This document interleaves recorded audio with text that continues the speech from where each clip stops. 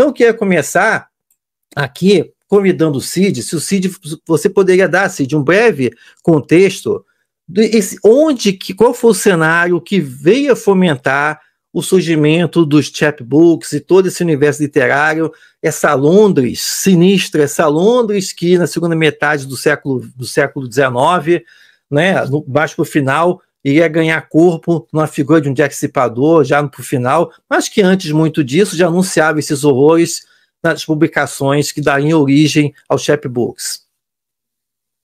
Perfeito, perfeito. Essa é uma história que eu contei algumas vezes aqui, né, porque nós estávamos falando constantemente dos livretos que nós lançamos, do clube de assinatura que nós fizemos de contos góticos, né, mas é sempre importante retomar essa cronologia e essa história, porque a gente entende muito melhor o gótico quando a gente percebe que o gótico ele é diverso o suficiente para que, assim, praticamente a cada década ele se reconfigurar, né? Então nós temos épocas em que o gótico está mais focado no romance, tem épocas em que ele está mais focado no drama, tem épocas em que ele está mais focado no conto, né? E é importante a gente perceber por que isso acontece e qual a relação com a tecnologia gráfica da época e com os momentos sociais mesmo, como que as pessoas passam a ter mais ou menos acesso à alfabetização, por exemplo, né? Então, eu colocaria os Penny Dreadfuls como um momento de amadurecimento de algo que os pesquisadores chamam de Trade Gothic, ou o gótico popular, né, o gótico comercial.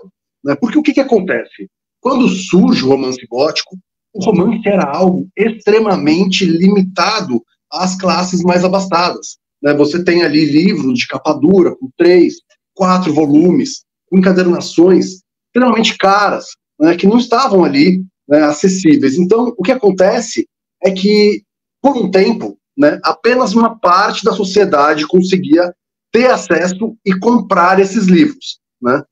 Como o teatro começa a refletir e repercutir essas histórias que surgem no romance gótico, porque elas tiveram uma aceitação enorme, né, logo de cara, você começa a ter pôsteres pelas cidades, né? Então imagina que cada montagem teatral vai ter um pôster com uma chamada ali, né, com talvez alguma ilustração em alguns casos, e isso foi gerando muito interesse nas pessoas, né, difundindo ainda mais os temas e essa estética do gótico. Só que aí o que acontece? Como era algo muito ainda caro, né, a gente tem ali na Revolução Industrial, ali no começo ali do século XIX, final do século XVIII também, né, um movimento que é o seguinte: com o aumento do interesse das pessoas, pequenos editores começam a montar bibliotecas circulantes para alugar livros e também começam a editar livros para o consumidor final da classe trabalhadora. Então são chapbooks. Né? Isso aqui, por exemplo, é uma reprodução de um blue book, né? Costurado à mão, capa em papel, essa cor meio azuladinha, assim. Né? Isso aqui reproduz perfeitamente como eram esses panfletos, esses livretos da época, cada um com um conto ou uma noveleta. E para atrair a atenção dessa população, que estava cansada, queria, né, uma distração, eles pegavam os temas góticos, os romances, resumiam e deixavam mais violentos, deixavam mais fantásticos, mais sensacionalistas, né? E com isso eles conseguiam manter a atenção dessa galera, né? E aí começa também uma supervalorização da imagem, do frontispício ilustrado, que traz geralmente a cena de maior impacto do romance, transformado numa cena de impacto de um conto, né? E aí você começa a ter, então, uma indústria, né? Você começa a ter pequenas editoras que vão gerando público para grandes editoras como Minerva Press também investirem nesse filão, só que aí com romances baratos, né? E isso aos poucos vai ganhando uma proporção enorme, né? Só que o que acontece?